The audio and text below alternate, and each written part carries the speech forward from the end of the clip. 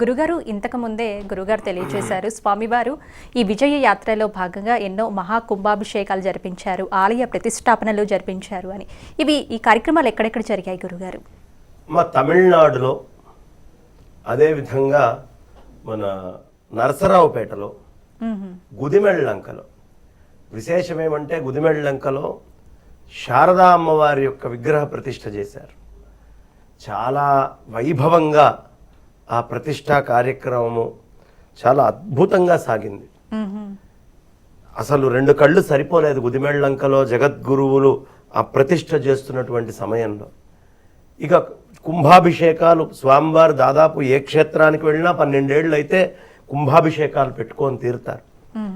ఇంకొక విశేషము, ఈ సంవత్సరం అనంతశ్రీ విభూషితులు శ్రీ శ్రీ శ్రీ భారతీ తీర్థస్వామి వారు సన్యాసాశ్రమం తీసుకొని 50 సంవత్సరాలు.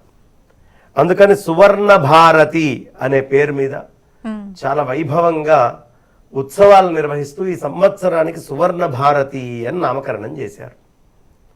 కాబట్టి సువర్ణ భారతి సంవత్సరం చాలా విశేషంగా మనకి అనేక ప్రాంతాల్లో, ఇటు తమిళనాడులో, ఢిల్లీలో, బాంబేలో, కేరళలో, కర్ణాటకలో, హైదరాబాదులో, విజయవాడలో, మొత్తం తెలంగాణ 5 రాష్ట్రాలు, దేశమంతా కూడా, విదేశాలలో కూడా స్వామివారి యొక్క సన్యాస స్వీకారోత్సవాన్ని ఉత్సవంగా చేసుకున్నారు.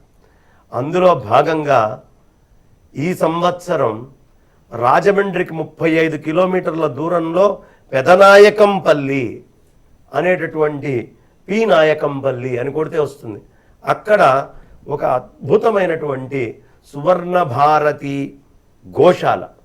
ఆ గోశాలని, గోవుల్ని ఆదరించారు. ఏమిటి గోశాల ఎందుకు ప్రధానం, ఎందుకు వచ్చారు? గోభిర్విప్రైశ్చ వేదైశ్చ సతీభి సత్యవాదిభి అలుబ్ధై దానశీలైశ్చ సప్తయతే ధార్యతే మహి. ఈ 7 స్తంభాలు ఉన్నాయట భూమిని మోసేవి. ఈ 7 ఉన్నంత దాకా ఈ భూమికి బెంగలేదయ్యా అని చెప్పారు. అందులో మొట్టమొదటిది గోవు. ఎందుకు? అది జడమైనటువంటి ఎండుగడ్డిని తిని చైతన్యమయమైన పేడ ఇచ్చి, ఆ పేడ వల్ల కొత్త కొత్త చెట్లు పెరిగేటటువంటి వనరులు ఇస్తుంది, జడాన్ని చైతన్యం చేస్తుంది. జగద్గురువులు చేసే పని ఏమిటి? జడమైనటువంటి మనందరినీ కూడా చైతన్యమయంగా మార్చేస్తారు. కాబట్టి ఆ గోశాల అనేటటువంటి దాన్ని ఆరంభం చేశారు. స్వామివారికి ఆవులంటే ప్రాణం. అసలు వారు సంచారం చేసి వెళ్తున్నప్పుడు మా దగ్గరకు వస్తున్నారు, మొత్తం జనం నిండి ఉన్నారు. ఒక్క చిన్న ఆవుని ఇలా పట్టుకొని ఉన్నారు. ఎవరో పట్టుకుంటే జరగండి అని ఆపి కారులో అద్దము దింపి ఆ ఆవుని పిలిచి పక్కనే ఉన్నటువంటి పదార్థం ఒకటి తినిపించి దాన్ని రుద్ది ఆనందంగా చూసి అప్పుడు కానీ ముందర కదలనివ్వాల కాన్వాయిని. అంత ప్రీతి ఆవులంటే అనంతశ్రీ విభూషితులు శ్రీ శ్రీ శ్రీ విధుశేఖర భారతి మహాస్వామి చరణులకి. అలా ఆవుని ప్రేమగా తీసుకొని గోశాలను ఆరంభం చేశారు. తర్వాత నిత్యము అన్నదానం జరగాలి అనే ఉద్దేశ్యంతో ధర్మాన్ని ప్రచారం చేయాలి. మనకి ఏ విధంగా బలం కావాలి? శరీరానికి బలం కావాలి, మనస్సుకి బలం కావాలి, అదేవిధంగా ఈ వాక్కుకి బలం చేకూరాలి. వాక్కు కోసం స్వామివారు ఎక్కడెక్కడికి వెళ్ళినా ఈ ప్రతిష్టలలో ఒక మంత్రాన్ని బోధించేవారు, వాక్కుకి బలాన్ని ఇచ్చేవారు. ఓం నమః శంకరాయ అనండి, శ్రీరామ జయరామ జయ జయ రామ, ఇలా మంత్రాలను ఇస్తూ చక్కగా అందరినీ ఉద్ధరిస్తూ ఆ కుంభాభిషేక మహోత్సవాల్లో ఈ ఓపెనింగ్ ఏది? గోశాల. గోశాల దేనికోసం అమ్మా? ఆధ్యాత్మికమైనటువంటి చిహ్నం. అది ఆత్మవిద్యకి చిహ్నం. బ్రహ్మజ్ఞానికి ఏం దానం ఇవ్వాలయ్యా అంటే గోవుల్ని ఇవ్వండి అయ్యా అని చెప్పారు. కృష్ణ పరమాత్మ భూమి మీదకి వస్తే గోక్షీరాన్ని, గోవుల్ని, గోవులతో పాటే గడిపారు. గోవిందుణ్ణి దర్శించారు, గోశాలని ఆరంభం చేశారు. అదేవిధంగా పాకశాల, నిత్యము భోజనము అక్కడ పెట్టి శరీర పుష్టి సౌష్ఠవం కూడా ఉండాలి అనే ఉద్దేశ్యంతో భోజనశాలను ఏర్పాటు చేశారు.